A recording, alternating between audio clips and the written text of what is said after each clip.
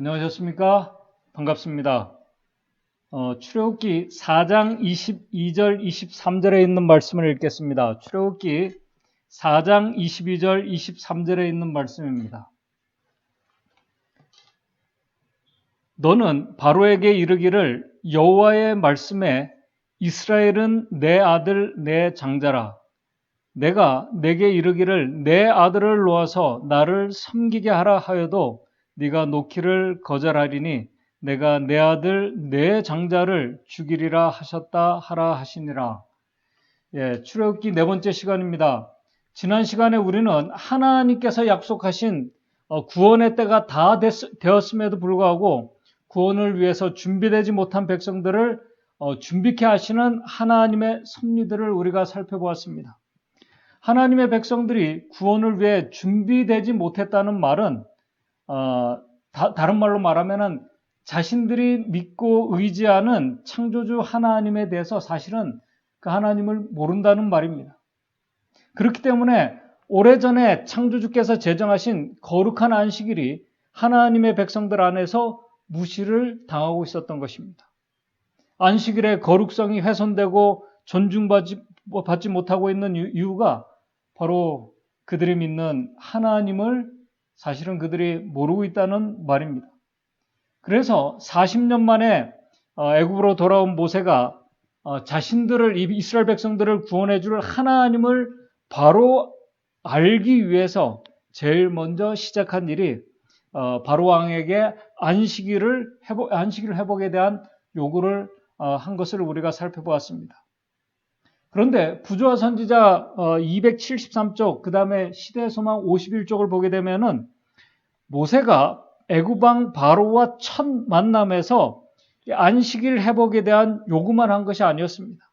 안식일 회복에 대한 요구와 함께 애굽 왕 바로와 애굽 백성들에게 엄청난 경고의 기별까지 같이 전했다는 사실입니다.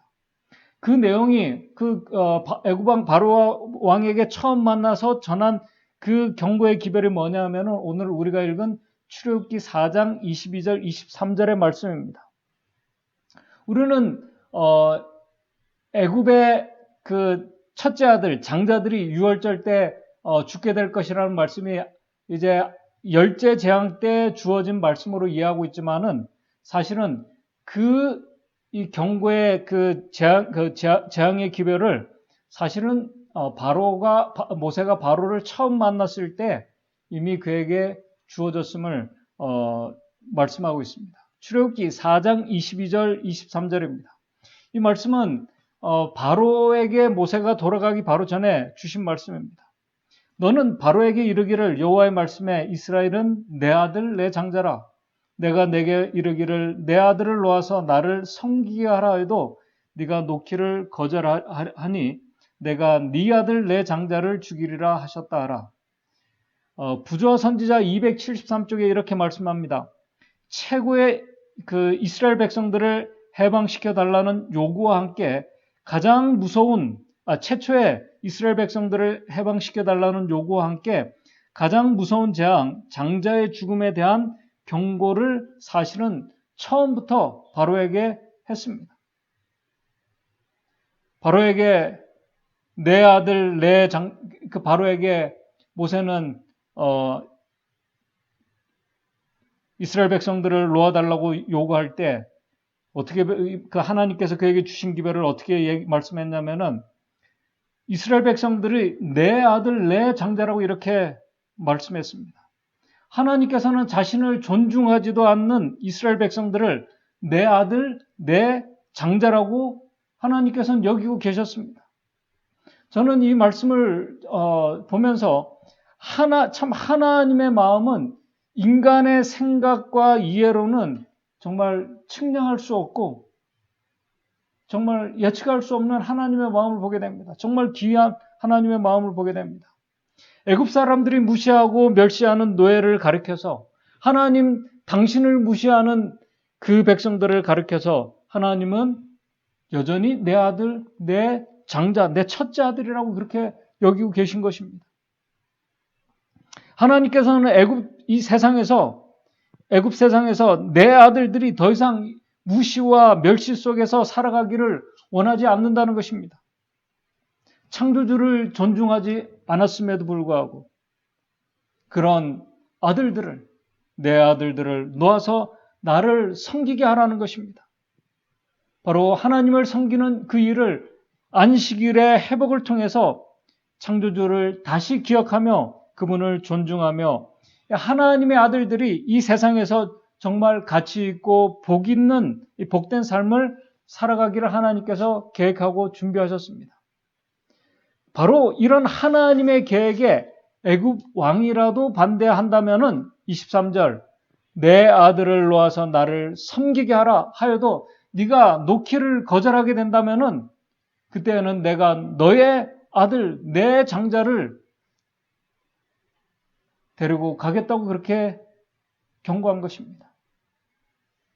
시대소망은 이렇게 기록하고 있습니다. 51쪽에 이스라엘 자손들이 애굽 사람들의 종로로 타고 있을 때 주께서는 모세에게 애굽 왕 바로에게 가서 여호와의 말씀에 이스라엘은 내 아들 내 장자라 내가 내게 이르기를 내 아들을 놓아서 나를 섬기게 하라 하여도 내가 놓기를 거절하리니 내가 내 아들 내 장자를 죽이리라 하셨다라고 말하도록 지시하셨다.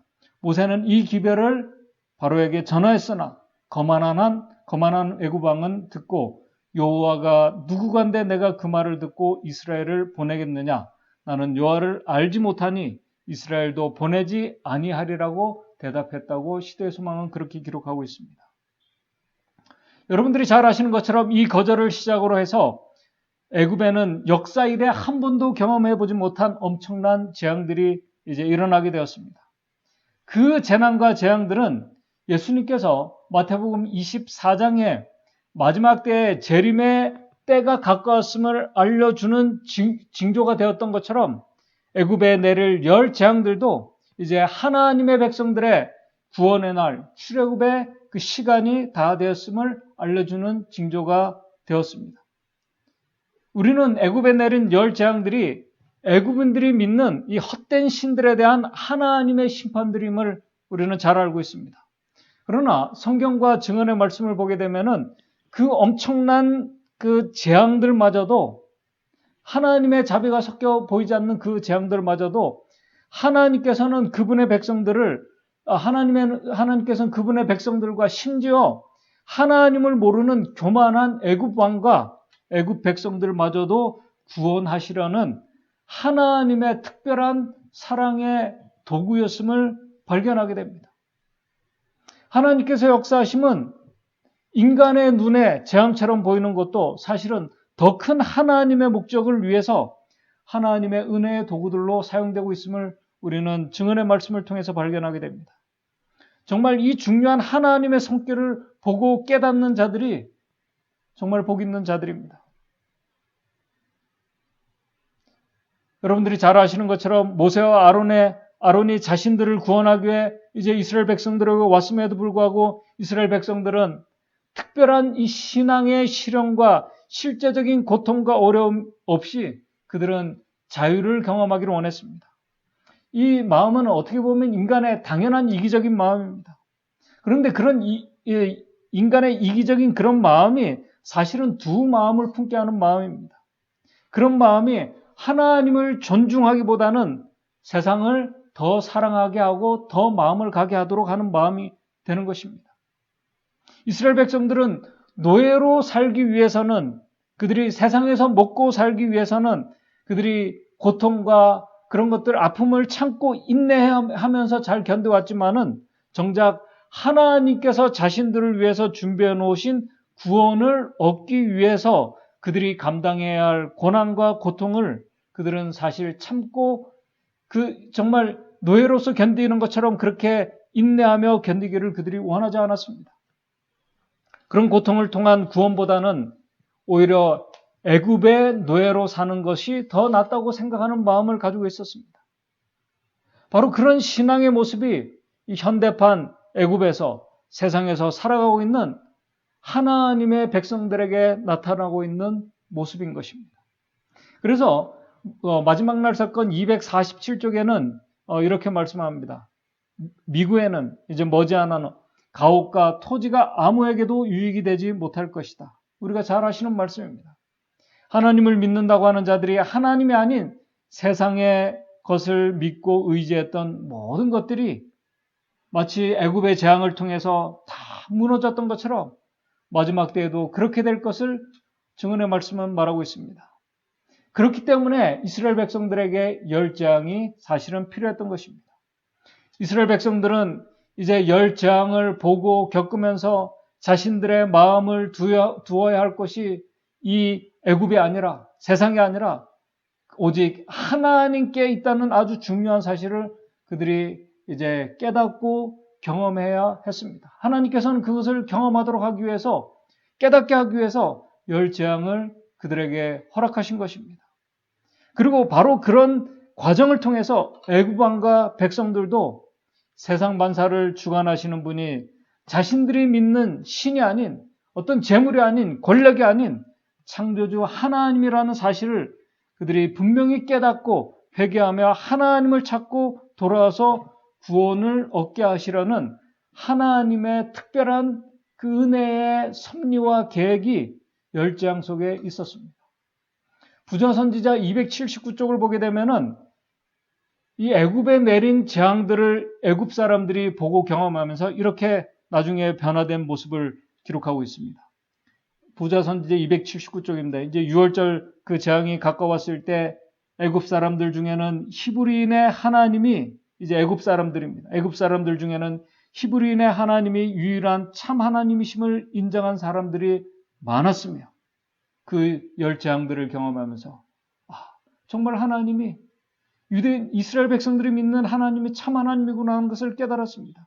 하나님이심을 인정한 사람들이 많았으며 그들은 이제 멸망시키는 천사가 온 애굽 땅을 지나갈 때 이스라엘 집에서 피난처를 얻게 해달라고 애걸하였다.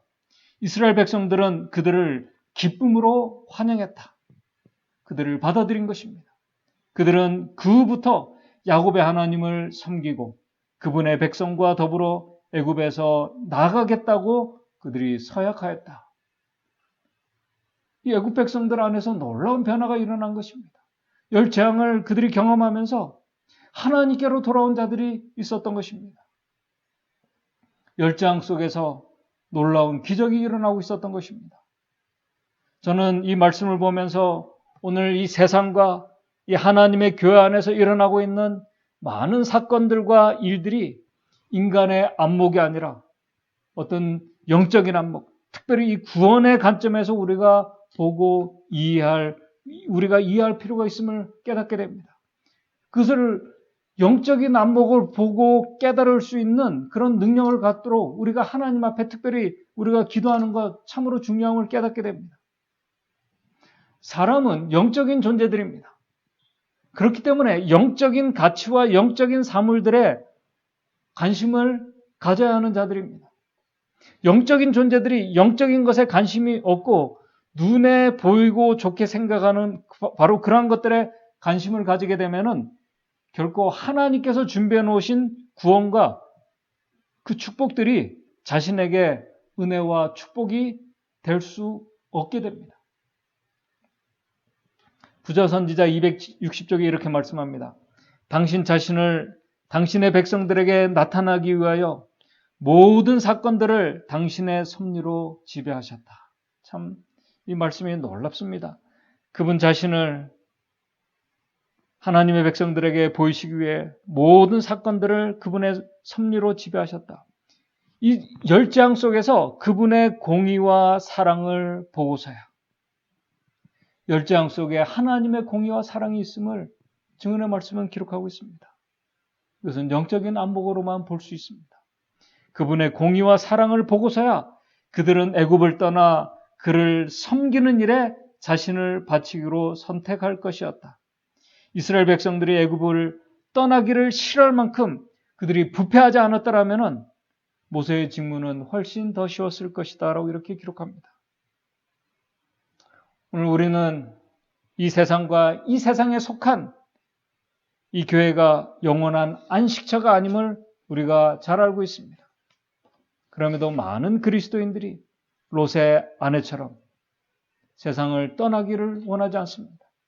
심지어 우리가 섬기고 봉사하는 이 교회 안에서도 영원히 정착하고 살아갈 것처럼 계획하고 노력하며 신앙생활하고 있는 그리스도인들이 있습니다.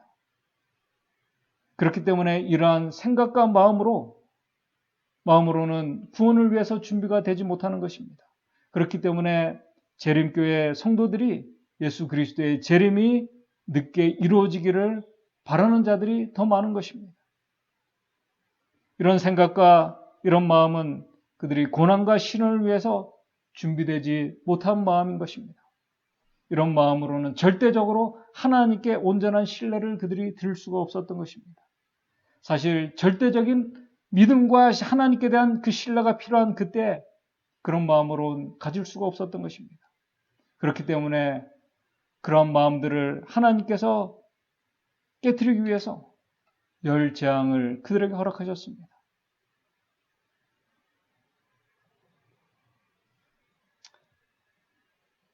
그렇기 때문에 이 출애굽의 사건을 우리가 역사적인 사건, 이 애굽의 어떤 나일강 지역에서 일어난 어떤 민족적인 대이동의 사건을 넘어서 인간을 구속하시려는 하나님의 구속의 관점, 더 나아가서 이 대쟁투의 관점으로 우리가 이 출애굽의 사건을 우리가 보게 된다면은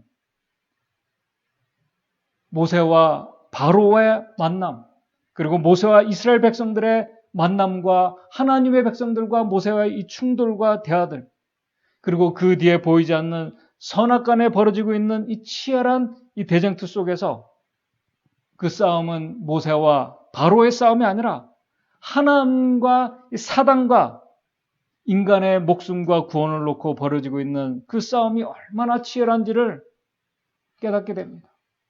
그리고 그 가운데서 누구를 보아야 하고 누구를 신뢰하는 것이 승리하게 되는지 출애굽의 사건이 우리에게 알려주고 있습니다. 더 나아가서 선악간의 싸움 속에서 하나님의 생명의 빛은 하나님의 백성과 심지어 바로와 애굽의 사람들에게까지 비추고 있다는 사실을 우리가 깨닫게 됩니다. 은혜의 빛이 비추어주고 있었고 그 놀라운 재앙 속에서도 그 빛으로 놀라운 기적들이 일어나고 있었음을 우리가 증언의 말씀을 통해서 발견하게 됩니다. 한번 생각해 보시기 바랍니다.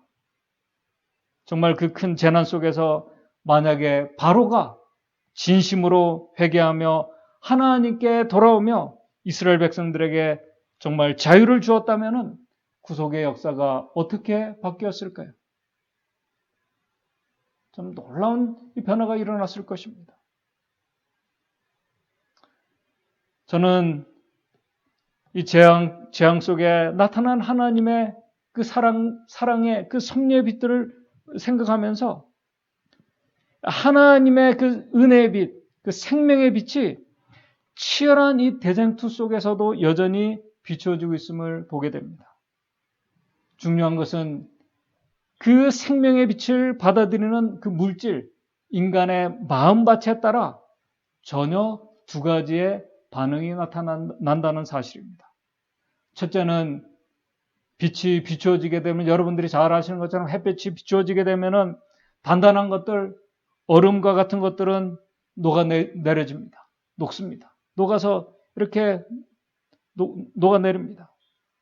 하나님의 빛이 녹이는 자들이 있습니다. 완고했던 마음이 녹아지고 참으로 회개하며 하나님께로 돌아오는 자들이 있습니다. 애굽 백성들 가운데도 있었습니다. 하나님의 정말 놀라운 섭리입니다. 반대로 바로처럼 햇빛이 내리쬐게 되면은 햇빛이 진흙에 내리쬐일 때 진흙이 더 단단해지는 것처럼 사람의 마음이 바로처럼 완고해지는 자들, 더 강팍해지는 자들 있습니다. 예수님 시대의 바리새인들과 종교 지도자들 같은 그런 자들의 마음입니다. 저는 오늘 이 말씀을 우리가 같이 보고 듣는 우리 믿음의 성도들이 첫 번째, 하나님의 빛에 녹아지는 마음밭을 가진 성도들이 우리 모두가 되었으면 좋겠습니다. 이제 저는 말씀을 정리하겠습니다. 오늘 우리의 마음밭이 정말 그 많은 재난 속에서 하나님의 빛이 우리에게 비추어질 때 그 빛에 우리의 마음이 녹아드는 자들, 그런 자들은 하나님께서 열 재앙 가운데서도 그들을 지켜주시고 보호해 주셨습니다. 하나님의 백성들을 하나님께서 열 재앙 가운데서 지켜주시고 보호해 주셨음을 우리는 성경을 통해서 확인할 수 있습니다. 그리고 그들에게 구체적인 어떻게 그들이 앞으로 출애굽을 위해서 어떻게 해야 될지 하나님께서 자세하게 알려주셨습니다.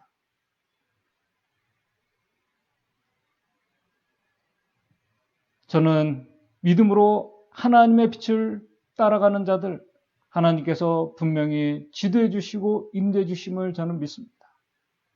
그리고 하나님께서 말씀을 통해서 또 사람을 통해서 기별자들을 통해서 어떻게 해야 될지 구체적으로 알려주시고 지도해 주심을 믿습니다.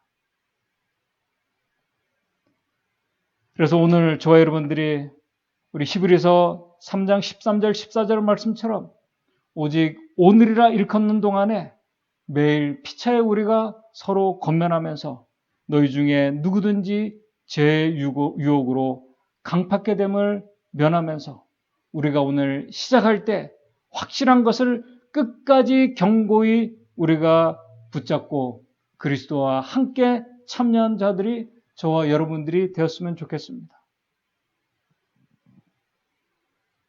그러기 위해서는 우리가 하나님을 바로 알아야 됩니다.